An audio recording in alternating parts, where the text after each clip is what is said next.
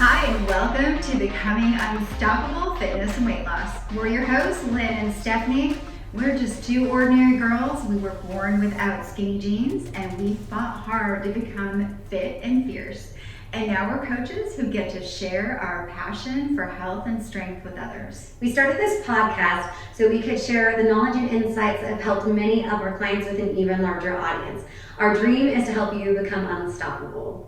All right, today is episode 19, and we are going to be talking about the importance of the posterior chain.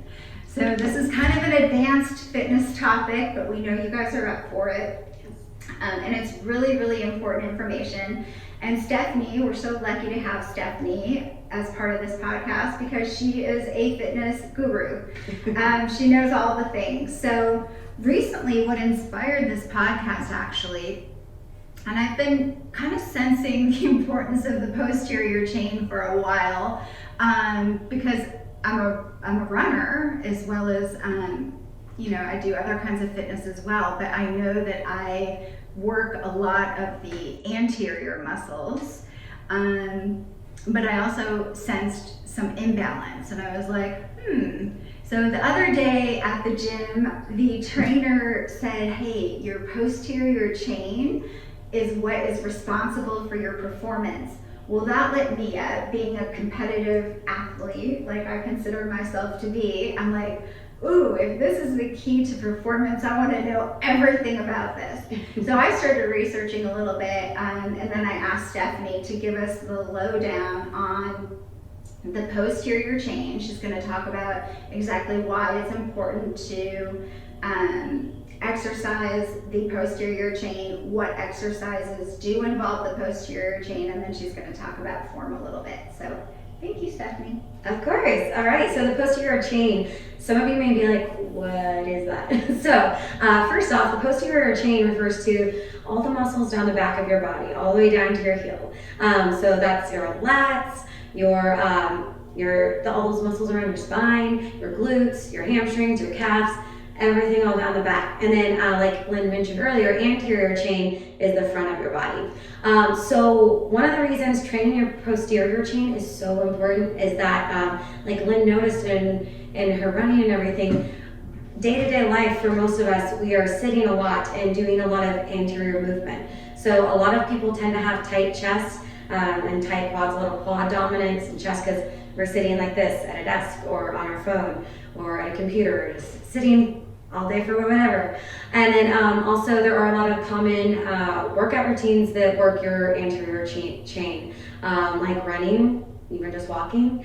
Yoga is very anterior chain heavy, and boxing. So if you do any of those activities, that you're going to need to balance it out with some other stuff for your posterior chain. So like I mentioned, since day to day we use our anterior chain so much in everyday life, sitting and walking, we need to correct that and create a balance in it. So imbalances can lead to injury. So if the front of our body is all tightened up and the back of our body is not strong, that's going to create problems with stability for joints and can lead to injury. So it is important, especially with strength training, to get the back of your body strong. So sorry to interrupt, but injury is an issue, but I want to go back to this. Were you going to get to performance? Because that's where I'm like, I mean, of course I don't want to be injured either, but yes. Like I said, when I heard, oh, this is the key to max performance, I was like, yes, tell me why. Like, so why? Power, you get a lot of your power from your posterior chain, especially the glutes and the legs. There are so many power-based movements.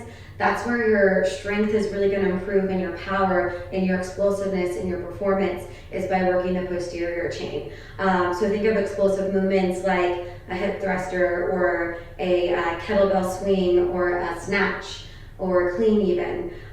Those power movements where you have to use speed and momentum and very quick strength through the movement, that's where your performance is going to increase by having a strong posterior chain with the glutes and the hamstrings and all the way down the back, very supporting. Yes, the back, the lats go. Yes, right. Just down the sides of your back.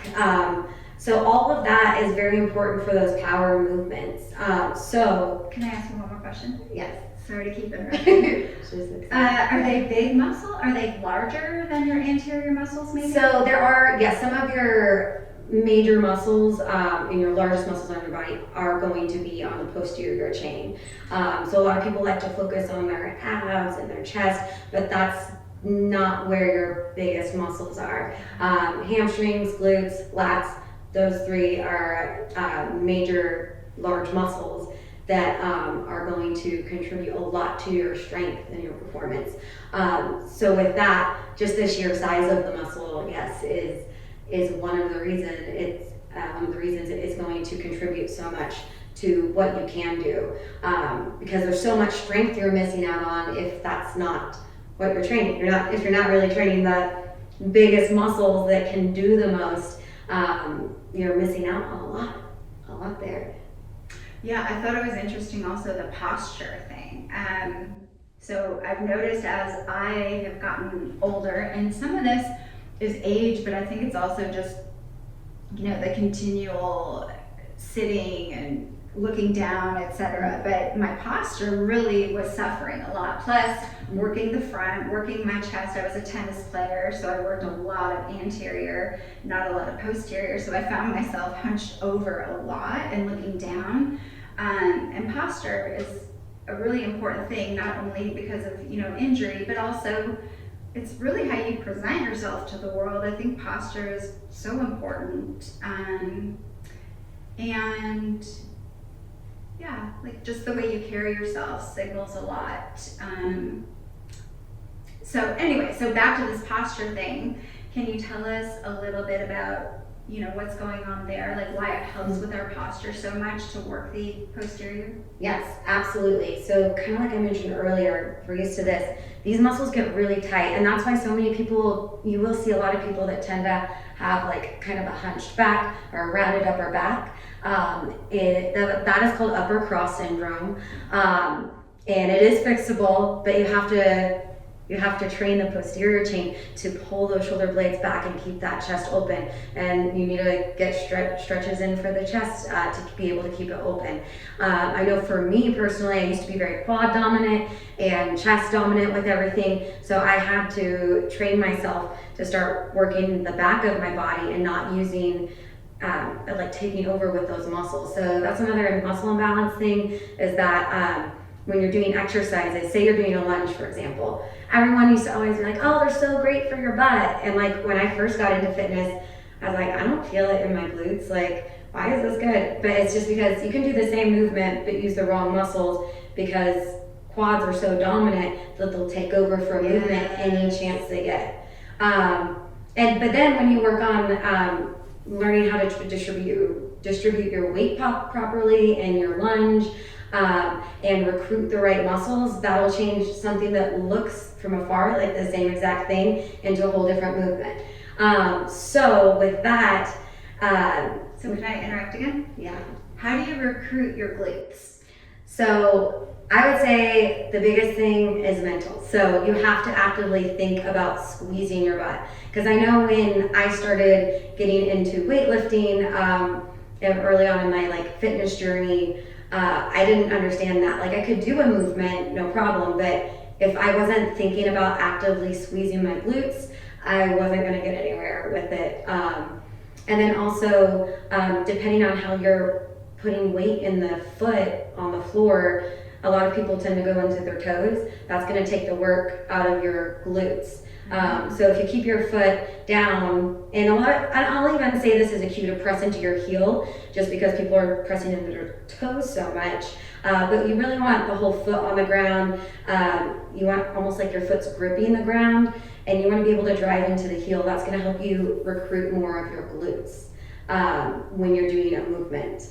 So 2 things is the weight distribution on your foot, and then actively engaging, which means when you're flexing, actively think about squeezing that muscle. That's going to help your body learn how to do that. Because if you're not doing that naturally, it is going to take actively thinking to squeeze the muscle as you go through the movement. It took me a year to figure that out. That's a huge tip. Thank you so much. squeeze the muscle and then weight distribution. So like when we're running, should we think about squeezing the whole foot on, like gripping the whole foot on the ground? So with running, it's going to be a little different because different terrain requires you to run differently. So like as you go downhill, you're going to run differently than you would go uphill. But with running, I will say you do have to make sure you're engaging your glutes. Otherwise, you're probably going to have problems in your low back. I personally experienced that. So engaging the glutes as well as the abdominals. You still got to get the anterior chain, but when you are running, you want to be able to keep those glutes engaged. Otherwise, you'll tend to get pain in the low back because those hips are dropping down. So that's, I know, something I've experienced. The foot position is going to change as you go on different terrain, and since you're moving through when you're running, it isn't going to be that you really grip the ground. And in a running shoe, you have usually like good cushioning and stuff. But say you're weightlifting or cross training, a great shoe for that is something very flat. So most trainer shoes that you find are going to be more minimalist, and so you can get that grip of the foot when you're lifting. Gotcha. Yeah. And then when we're running, I'm guessing we want to be thinking about pulling those shoulder blades back as well. Yes, yeah. You don't want to be unsure when you're ready. So like keep your elbows in a little bit close to your sides. If that helps you, yeah. I like to make sure my arms aren't like tensed when I'm running, because I think a lot of people tend to do that, and when I do that, I can throw off my running. But actively pinching behind those shoulder blades, that's what I always like to think for correcting back form, is actively pinching their shoulder blades together. That usually helps people find that correction.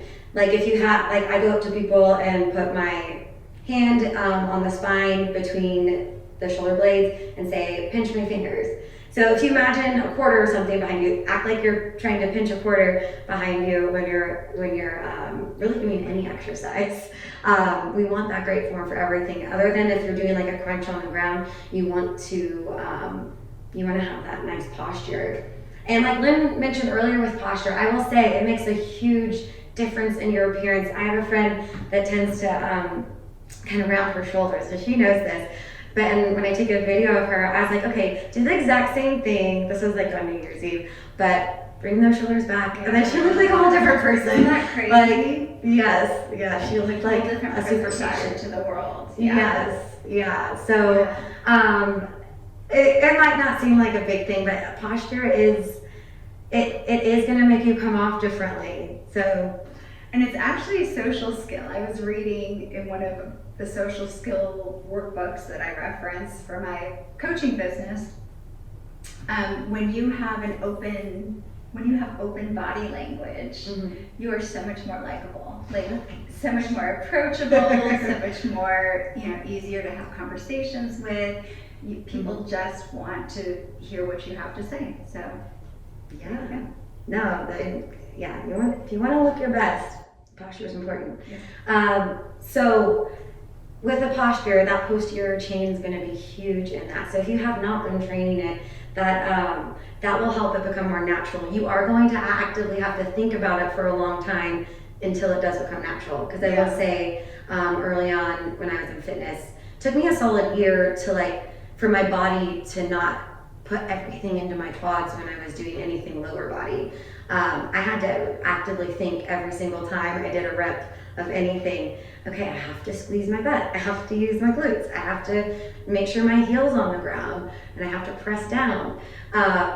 But over time, it will become second nature. Your body takes time to learn. The muscles have to you've ever heard of muscle memory? It's a real thing. Your muscles have to learn to fire. You have those motor neurons that aren't used to firing in certain parts of your body. You have to train them to do that. Yeah. And I feel like when my trainers actually touch the muscle, I'm like, oh, that's where I'm supposed to be squeezing. Because I have different ideas of where my in my head, my glutes feel different than where they actually are. Yeah. So even if you, obviously you don't necessarily want your trainers touching your glutes, but even if you have to kind of feel around to see where are my glutes? What am I trying to squeeze here? Because we have a muscle right at the base of our backside, right? That meets our leg. But then the glute is like more like in the center, right? Yeah. So well, there's different parts. There's the max, the medius.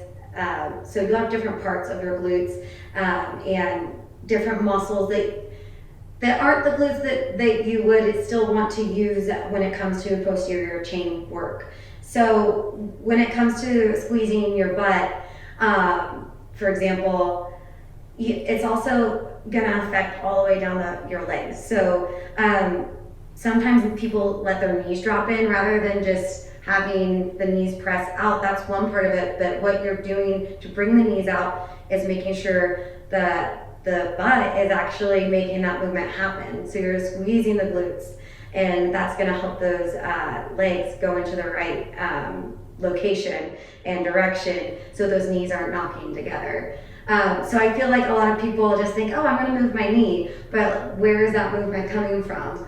It's not just, oh, I'm moving my knee. You're using your glute to make that external rotation happen. Because I could use my hip flexor and to more make hip that flexor. external rotation happen, but then it's the anterior chain, right? I want to be using both.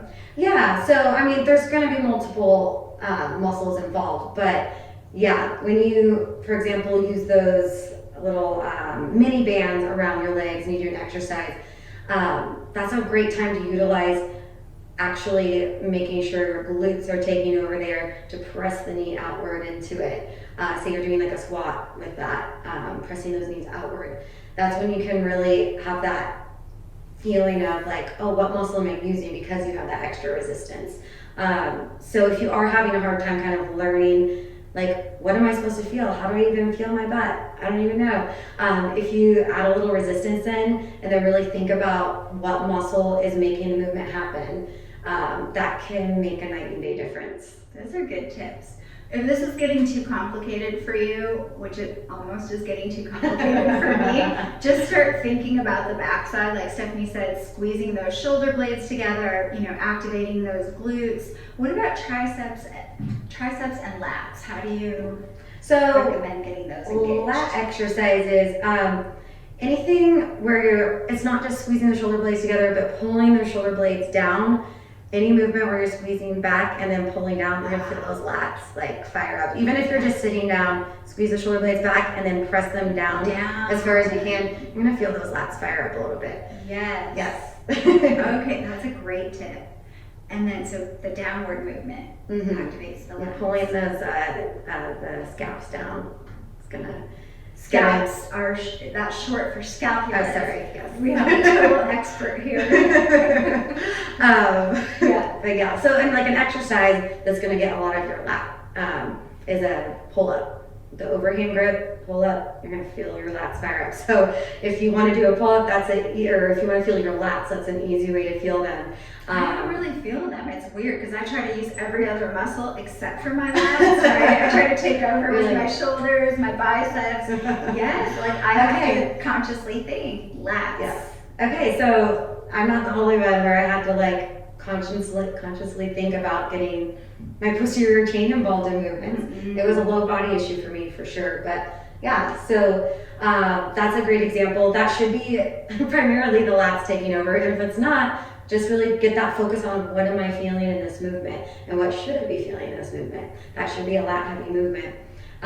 Doing bent over rows, that's another great example. Is you're just in a hinge position, upper body's parallel to the floor, and you're rowing from there. You're going to get the lats very engaged if you have a neutral grip, which means your elbows are going to be in tight and your palms are going to be towards one another. That's how you're going to feel your lats the most if you're doing a row. Well, and you got to keep the shoulders down, right? Mm-hmm. Yeah, you have to keep the shoulders back in. To let them come up. Yeah. Using other things. Okay. Yeah. Shoulders down. Absolutely. And yeah, a very common thing is to have the shoulders come up towards the ears and having the upper traps take over, if not coming forward. But that used to be my thing. I see people do that a lot on rows. But when you're doing a bent over row or a pull up with an overhand grip, if you aren't feeling it in the lats down the sides of the back where you should be feeling it, really, if you switch your mental mindset to like, this is what I need to feel, and then squeeze that muscle, actively squeeze it, pull those shoulder blades down, you will feel it. It just takes that time. And I'm so grateful for like my group exercise instructors who come over and correct me. I'm so grateful because they're the ones who notice, okay, her shoulders are up. So, having another set of eyes on you is definitely beneficial. I know at 45 South McKinney, they are so diligent and very careful about correcting form, which, is the name of the game. Otherwise, I would just continue going about my poor form and building the muscles that are already strong. I would just keep using the muscles that are already strong and creating more and more imbalance. Yeah, absolutely. We have a purpose. Oh, absolutely. Not to mention like the great encouragement. It's just the best part of my day. Might be the best part of your day too. Yeah. Give it a shot. Okay, so can you give us some specific, you already gave us a lot of form tips, but I'm thinking even in like deadlifts. Oh, yes. So with deadlifts, a very important thing is to not round the back. And how we do that is keeping the active pinch behind those shoulder blades like we talked about earlier, and pulling down with those lats. Lats have to be super engaged as well.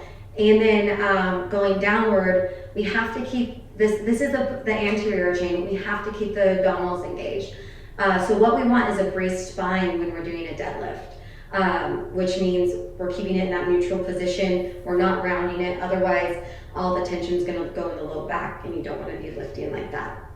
So squeezing the shoulder blades back, pulling the shoulder blades down so you really feel those lats, and then keeping the abdominals engaged, and then glutes, squeezing those glutes tight. I always say initiate the movement by squeezing the glutes, because I feel like it's easy for people to forget that that's going to be the main recruiter on the lift, the main working muscle. And then when you squeeze those glutes, those hamstrings are automatically going to get involved too. So you will be good there. So the primary working part of this is going to be the glutes and hamstrings. But you have to keep that whole spine braced by squeezing those lats, keeping those shoulders back and down, and keeping the abdominals engaged. That's a lot to remember. I know. And then so many things from one movement. But that's what makes it fun, right? We keep growing and learning and perfecting our form. So when the abdominals are engaged, I'm guessing like we want them all to kind of be squeezed together, but then I have something with my lower abdominals where I just figured out, it's almost like rotating your pelvis a little bit. Yes. So if you want to talk about that? So I assume you're talking, sometimes people let their hips drop down. Yes. To keep those lower abs engaged. That's going to pull those hips up. And something my ballet teacher growing up taught me actually was if you imagine you have headlights on your hip bones at the front of your body, they should be pointing forward, not down. And ever since then, I was everything. Mentally think about that. Yes. So, and that is going to come from the lower abs engaging. So it is kind of tucking the hips up and under it. Well, until you're used to it, it's going to feel like you're tucking your hips under, even though you're actually just bringing them straight ahead.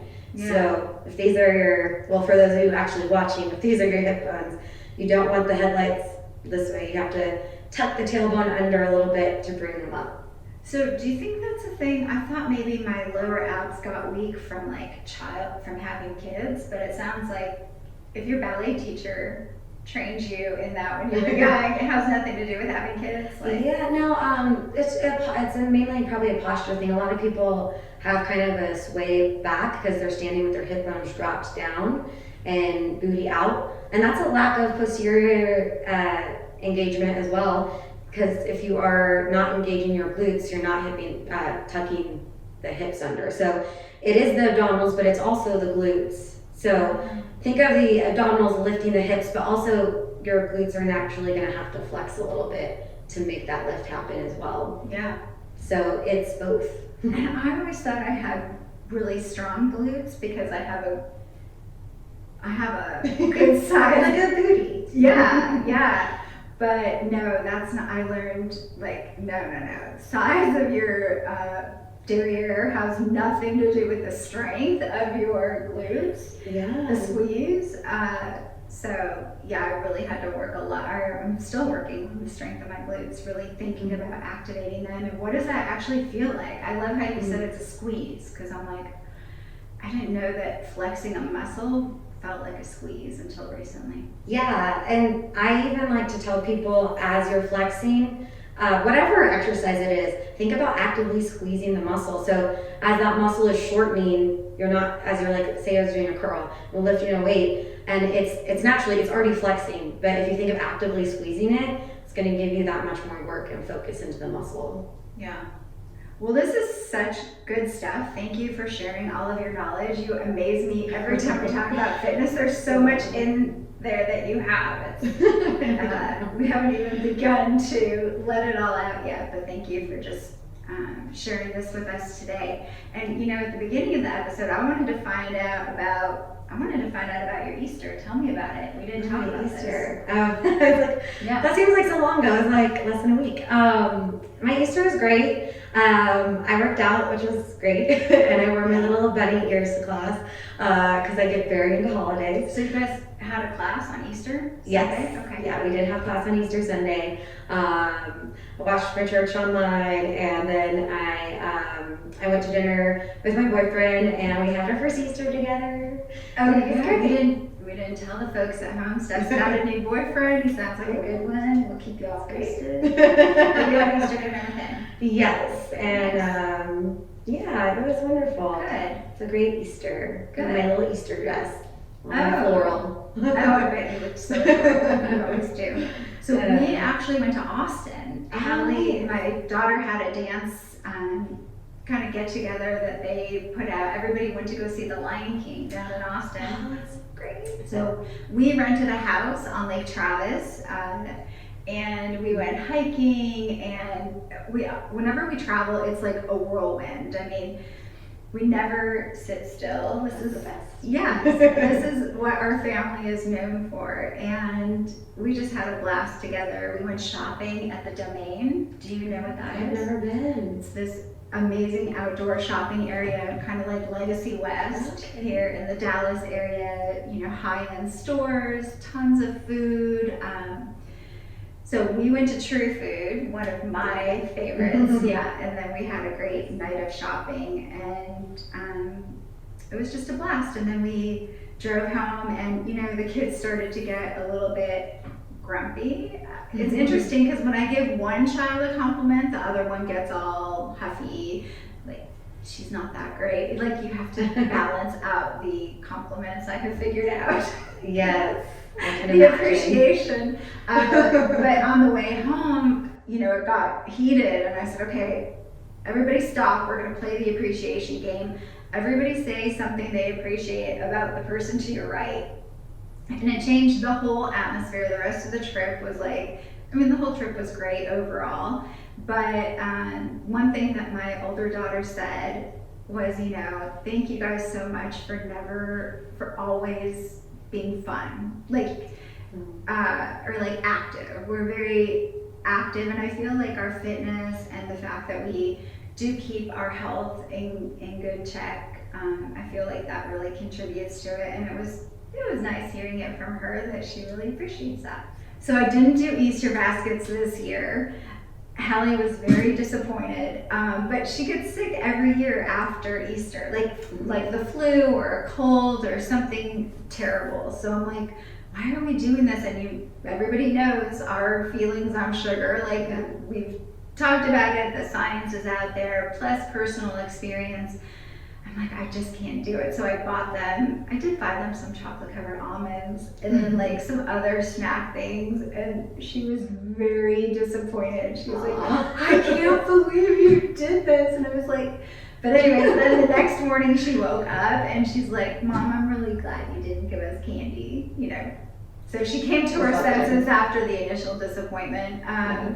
So I don't know if that's going to be our tradition. Everybody felt so much better not, you know, eating the jelly beans and eggs and all of that, but it was pretty hard to see her initial disappointment. So yeah, but she's only disappointed because the tradition was gone. But what if we start a new tradition? I got them, candles and diffusers and like all kinds of fun Easter stuff. It wasn't like I forgot about them. It was just different than what we had done in the past. I think it definitely needs to go more that direction for everyone. Yeah, I mean, I guess depending on your personal experience, ours wasn't good. So yeah, no, I think that is good to not feel sick after a holiday. So I would love to do that for my kids in the future. Yeah, I mean, we're even rethinking like the ham. That's just a thing we do, but nobody really feels great after eating the salty ham. Yeah.